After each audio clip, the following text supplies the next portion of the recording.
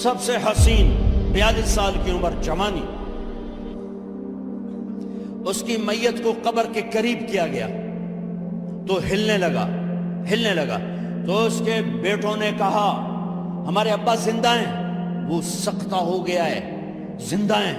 عمر بن عبدالعزیز رضی اللہ رحمت اللہ علیہ فرمانے لگے ارے بھتیجو زندہ نہیں ہے، قبر کا عذاب جلدی شروع ہو گیا ہے، بل عجل اللہ بالعقوبہ، چھپاؤ جلدی چھپاؤ۔ عمر بن عبدالعزیز جس تخت پر بیٹھے اس پر سلیمان تھا، اس پر ولید تھا، اس پر عبد الملک تھا، ان تینوں نے اپنے من کو راضی کیا، عمر بن عبدالعزیز نے اپنے رب کو راضی کیا۔ جب عمر بن عبدالعزیز کا وقت آیا مرنے کا تو انہوں نے بلایا رجا بن حیوہ سے، فرمایا کہ میں نے عبد الملک بن مروان چاچا بھی تھے سسر بھی تھے، ان کی بیٹی فاطمہ سے شادی ہوئی تھی، میں نے اس کو قبر میں اتارا، کفن کی گرہ کھول کے دیکھا تو اس کا چہرہ قبلے سے ہٹ چکا تھا، رنگ کالا سیاہ پڑ چکا تھا۔ عبد الملک بن مروان گورا چٹا تھا، یہ جگہ سرخ تھا، کالا۔ پھر میں نے ولید کو قبر میں اتارا، اس کا بیٹا 10 سال حکومت کی، اس نے 21 سال حکومت کی، اس نے 10 سال کی، ولید بن عبد الملک۔ میں نے اس کے کفن کی گرہ کو کھول کے دیکھا تو اس کا رنگ سیاہ ہو چکا تھا اور قبلہ کی طرف سے چہرہ پھر چکا تھا۔ پھر اس سلیمان کا واقعہ تو ابھی سنایا، پھر اس سلیمان کو قبر میں اتارا اور اس کے کفن کی گرہ کو کھول کے دیکھا تو اس کا چہرہ قبلے سے ہٹ چکا تھا۔ اب میں جا رہا ہوں، مجھے دیکھنا۔ پہلے تینوں نے حکومت کی پوجا کی اور عمر بن عبدالعزیز نے اپنے اللہ کی پوجا کی۔ انہوں نے ایک بڑا عجیب خطبہ دیا جب خلیفہ بنے، اے لوگو بچپن میں شعر و شاعری کا شوق تھا تو میں شاعر بنا، تھوڑا سا اٹھان ہوئی تو علم کا شوق لگا، میں نے علم حاصل کیا، جوان ہوا تو فاطمہ بنت عبد الملک سے عشق ہوا، میں نے اس سے شادی کی، اب اللہ نے مجھے حکومت دے دی ہے، اب تم دیکھو کہ میں اس سے اپنے اللہ کو راضی کروں گا۔ ہمارے حکمران تو ووٹ سے آتے ہیں اور چلے جاتے ہیں 4-5 سال کے بعد، ان کی وراثت میں حکومت آ رہی ہے اور 3 بر اعظم پر حکومت ہے اور ایسا روب دبدبہ ہے بنو امیہ کا، کوئی ان کے سامنے سر نہیں اٹھا سکتا، اور یہ بندہ 2 سال 2 مہینے 3 بر اعظم میں زکوٰۃ لینے والا کوئی نہ بچا، 3 بر اعظم میں سوال کرنے والا کوئی نہ بچا، 3 بر اعظم میں ظالم کوئی نہ بچا، 3 بر اعظم میں مظلوم کوئی نہ بچا، لیکن خود کیسا رہا؟ گھر آئے، فاطمہ بڑے اچھے دن گزرے ہیں، اب امتحان ہے، میں تیرا حق نہیں ادا کر سکوں گا، طلاق لینی ہے میں حاضر ہوں، ساتھ دینا ہے تو میرے اپنے حق معاف کرو، اپنے حق معاف کرو۔ فاطمہ جیسی عورت انسانی تاریخ میں کوئی نہیں آئی، سیاسی لحاظ سے، سیاسی، دادا مروان بادشاہ، باپ عبد الملک بادشاہ، بھائی ولید بادشاہ، دوسرا بھائی سلیمان بادشاہ، تیسرا بھائی ہشام بادشاہ، چوتھا بھائی یزید بادشاہ اور اپنا خامند بادشاہ، 7 نسبتوں سے یہ عورت شہزادی ہے۔ کائنات انسانی تاریخ میں اتنی بڑی عورت کوئی نہیں آئی، سیاسی۔ فاطمہ کہنے لگی عمر میں نے سکھ کے دن تیرے ساتھ گزارے ہیں، دکھ میں تجھے چھوڑ کے نہیں جاؤں گی، جو میں نے اپنے سارے حق معاف کیے۔ پھر حضرت عمر بن عبدالعزیز کی راتیں اور دن کیسے گزرے؟ فاطمہ بنت عبد الملک فرماتی ہیں 2 سال 2 مہینے میں وہ میرے بستر پر میرے ساتھ نہیں لیٹے، انہیں غسل کی ضرورت نہیں پیش آئی، مصلے پہ بیٹھتے اور روتے وہیں سو جاتے اور روتے وہیں سے اٹھتے، پر 3 بر اعظم میں ظالم کوئی نہ بچا، مظلوم کوئی نہ بچا، زکوٰۃ لینے والا کوئی نہ بچا، بھکاری بھیک مانگنے والا کوئی نہ بچا، 3 بر اعظم کو ایسے صاف کر دیا۔ یہ فیصل آباد بھی ان کی حکومت میں شامل تھا، چونکہ ملتان وہ بمبئی تک اور ملتان دیپال پور تک، یہ سارا علاقہ ملتان میں آتا ہے، اور محمد بن قاسم نے ملتان فتح کیا ولید کے زمانے میں۔ اپنی حکومت کو اللہ کی رضا کے لیے استعمال کیا، کیسے استعمال کیا؟ سارے مال فاطمہ کا سارا زیور بیت المال میں ڈال دیا، تنخواہ پہ آ گئے، عید کا موقع آیا، بچوں نے ماں سے کہا، 12 بچے تھے، بچیاں 12 بچے بچیاں، ہمیں کپڑے لے کر دو، عید آ رہی ہے، ہر آدمی اپنے بچوں کے لیے کپڑے لے رہا ہے، ہمارے بچے بھی کہہ رہے ہیں کپڑے لیں، جاؤ بھائی لو۔ فاطمہ کے پاس عمر 3 بر اعظم کے بادشاہ کے بچے آ رہے ہیں، ماں جی عید آ رہی، کپڑے تو لے دیں، ابا سے کہیں کہ ابا سے بات کرتی ہوں۔ ابا تشریف لائے، خزانے لبالب بھرے ہوئے ہیں گندم کے ڈھیر کی طرح، کہ امیر المومنین بچے کپڑے مانگ رہے ہیں۔ فاطمہ میرے پاس تو پیسے نہیں، میں کہاں سے کپڑے لے کر دوں، میرے پاس تو پیسے کوئی۔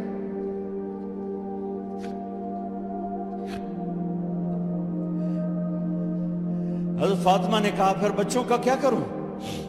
کہا پھر مجھے بھی نہیں پتا کیا کروں۔ اس کے پہلے 3 حکمرانوں نے لوٹ مار کے بازار گرم کیے، ظلم و ستم کے پہاڑ توڑے، اور آج اسی خزانے پہ ایک شخص بیٹھا ہے جو اللہ کو راضی کرنے کے جھنڈے گاڑ رہا ہے۔ تو فاطمہ نے کہا آپ ایسا کریں، اگلے مہینے کی تنخواہ ایڈوانس لے لیں، اس سے میں اپنے بچوں کو کپڑے لے دیتی ہوں، اور گھر کا خرچہ میں مزدوری کر کے گھر کی روٹی چلا لوں گی۔ ارے اپنی تاریخ پڑھو، صرف ڈرامے ہی نہ دیکھتے رہ جاؤ، صرف گانے ہی نہ سنتے رہ جاؤ، اور بھی دکھ ہیں زمانے میں محبت کے سوا، راحتیں اور بھی ہیں وصل کی راحت کے سوا۔ انہوں نے اپنے بلایا وزیر خزانہ مزاحم، اپنا ہی غلام، ہاں بھائی مزاحم ہمیں بچوں کے کپڑے چاہیے، تو اگلے مہینے کی تنخواہ ایڈوانس مل جائے۔ وہ کہنے لگے امیر المومنین آپ مجھے لکھ کر دے دیں کہ آپ 1 مہینہ زندہ رہیں گے، میں آپ کو تنخواہ دے دیتا ہوں۔ عمر بن عبدالعزیز سر جھکایا، اٹھے، گھر گئے، فاطمہ میرے بچوں سے کہہ دو کہ تمہارا باپ کپڑے لے کے نہیں دے سکتا۔ اپنی تاریخ تو دیکھو،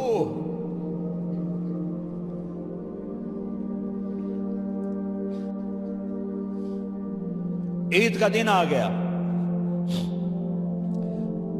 خلیفہ وقت عید کی نماز پڑھاتے تھے، نمازیں بھی خلیفہ وقت پڑھاتے تھے۔ بنو امیہ کا خاندان ملنے کے لیے آ رہا ہے، سارے سرداروں کے بیٹے اعلیٰ پوشاک، اعلیٰ لباس، ملنے آ رہے ہیں۔ تھوڑے دیر بعد دیکھا تو بچے بھی ملنے آ رہے ہیں، امیر المومنین کی حیثیت سے بچے باپ کو ملنے آ رہے ہیں، اور ان کے جسموں پر پرانا لباس ہے۔ حضرت عمر انہیں دیکھ کر ادھر اپنے سرداروں کے بچے دیکھے تو زرق برق پوشاکیں، اپنے بچوں کو دیکھا۔ ارے اس باپ سے پوچھو جو سب کچھ کر سکتا ہو اور پھر مٹھی بند کر دے کہ نہیں میں نے حرام کی طرف نہیں جانا۔ بچوں کو دیکھا تو آنکھیں ڈبڈبا گئیں، آنکھوں میں آنسو آ گئے۔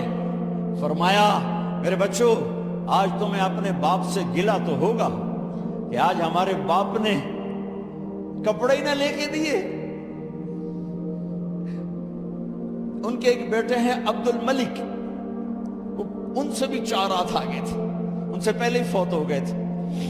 کہنے لگے ابا جان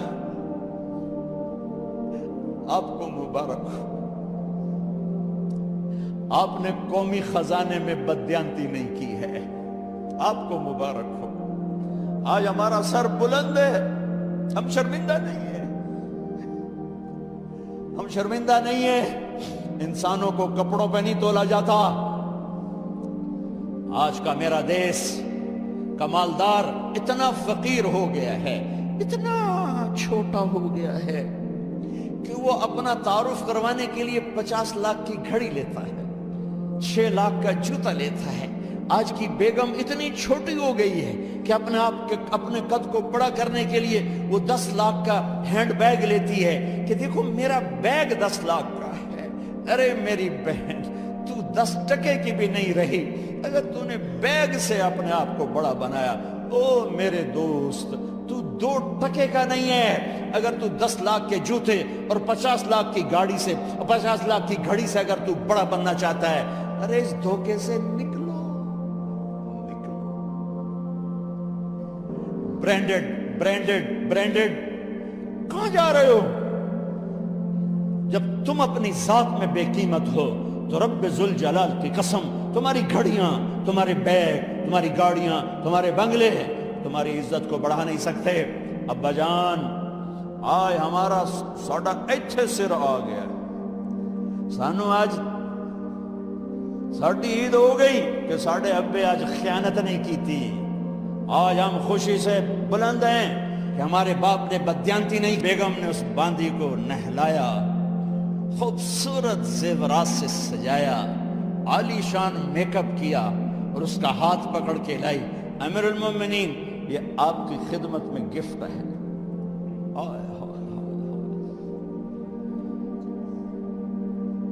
اس کو یوں دیکھا، فرمایا کہاں سے آئی تھی؟ کہا جی عبد الملک نے کوفے سے مجھے زبردستی اٹھوایا تھا۔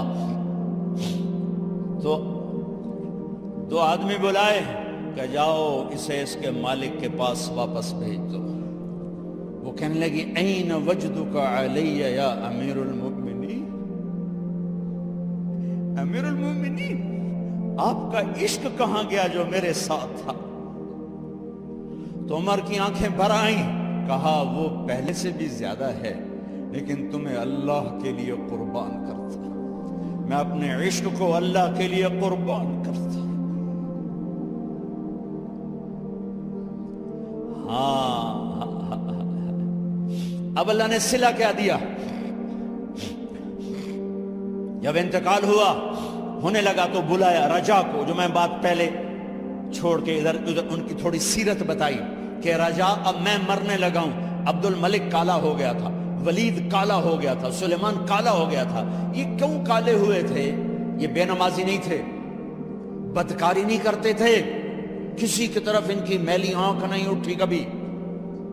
یہ ظالم تھے، ظالم ظالم، انسانوں کا خون پیا، مال میں خیانت کی، اس پر اللہ نے چہرے پھیر دیے۔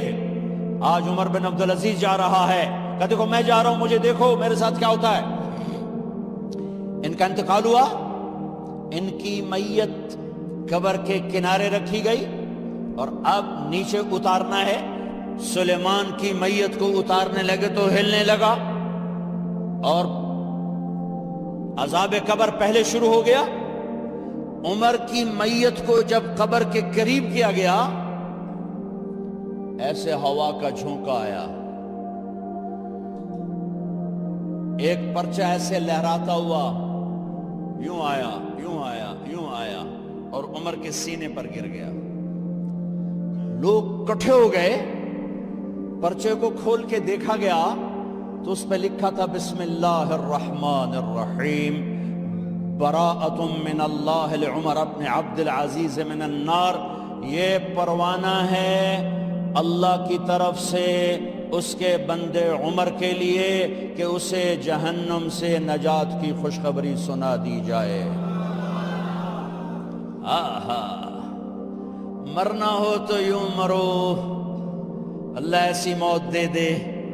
کہتے ہیں میں نے ان کو قبر میں اتارا، جب قبر میں اتارا تو کیا دیکھا؟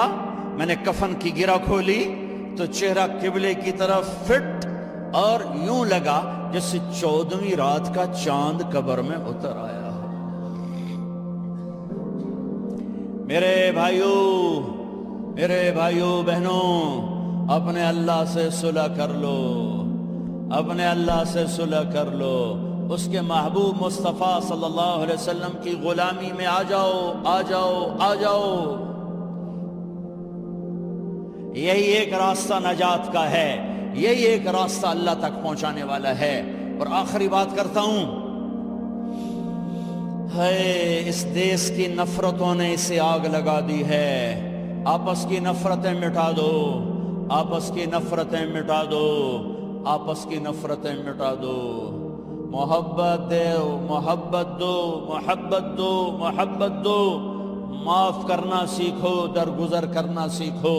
اس معاشرے کو آگ لگ چکی ہے، غیبت، مذہب کے نام پہ نفرت، سیاست کے نام پہ نفرت، قومیت کے نام پر نفرت، صوبوں کے نام کی نفرت، ایک صف میں بیٹھ کے نفرت، ایک صف میں کھڑے ہو کر دل نفرتوں سے بھرے پڑے ہیں، بغض سے بھرے پڑے ہیں، دل گٹر بن چکے ہیں۔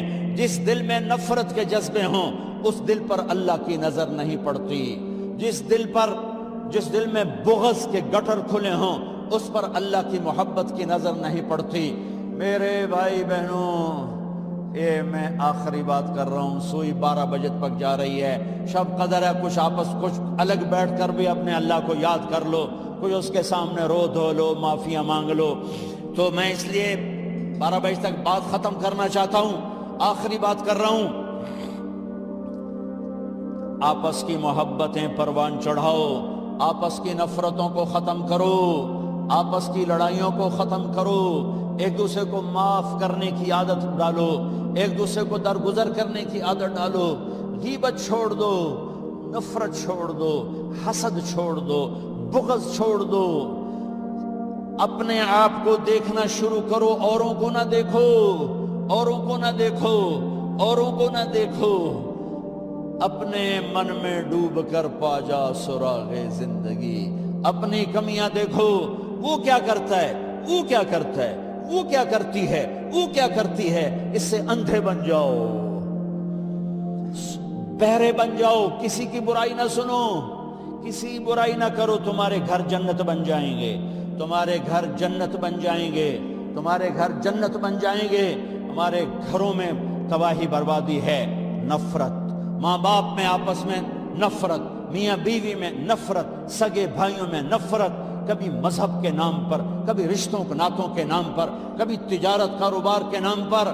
بھائیو، محبتوں کو رواج دو، محبتوں کو رواج دو، محبتوں کو پھیلانے والے بنو۔ میرے نبی پاک صلی اللہ تعالی علیہ وسلم نے فرمایا، اسلام کا سب سے مضبوط عمل بتاؤ کیا ہے؟ صحابہ نے کہا جی نماز ہے۔ آپ نے کہا نہیں، نماز نہیں ہے، نماز اچھی چیز ہے، سب سے مضبوط عمل نہیں ہے۔ صحابہ نے عرض کی جہاد ہے، آپ نے کہا جہاد بھی اچھی چیز ہے، سب سے مضبوط نہیں۔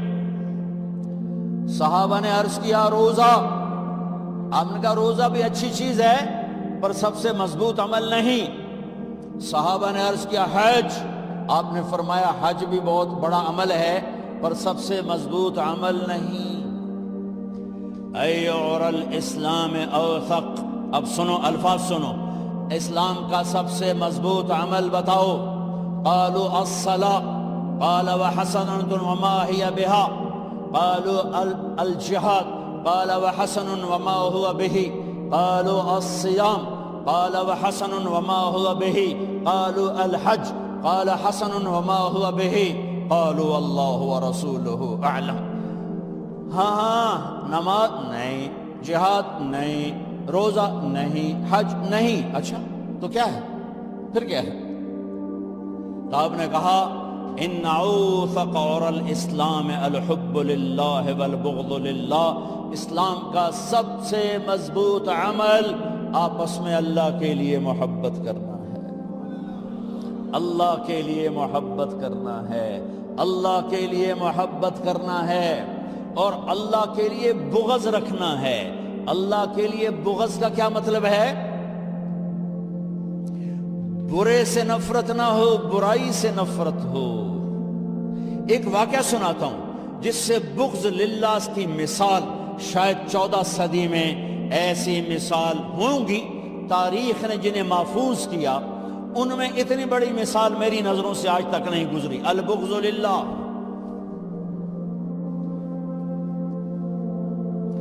خیبر کی جنگ، یہودی اور حضرت علی کا ٹکراؤ، حضرت علی نے یہودی کو گرایا، قتل کرنے کے لیے تلوار اٹھائی، یہودی نے منہ پہ تھوک دیا، تو آپ پیچھے ہٹ گئے، اٹھ گئے کہ دوبارہ آؤ، کہیں یہ کیا؟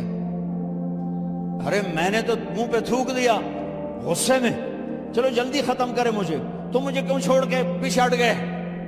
تو سنو، تیرا میرا ذاتی کوئی جھگڑا نہیں، میں تمہیں اللہ کے لیے قتل کر رہا تھا، میں اللہ کے لیے تمہارے ساتھ لڑ رہا تھا، جب تم نے میرے منہ پہ تھوکا تو مجھے غصہ آ گیا، ذاتی غصہ، اب کہیں یہ تلوار میرے غصے کی وجہ سے نہ چل جاتی، اس لیے میں پیچھے ہٹ گیا، آؤ دوبارہ لڑیں گے۔ انہوں نے کہا مجھے کلمہ پڑھا، میں نہیں لڑتا۔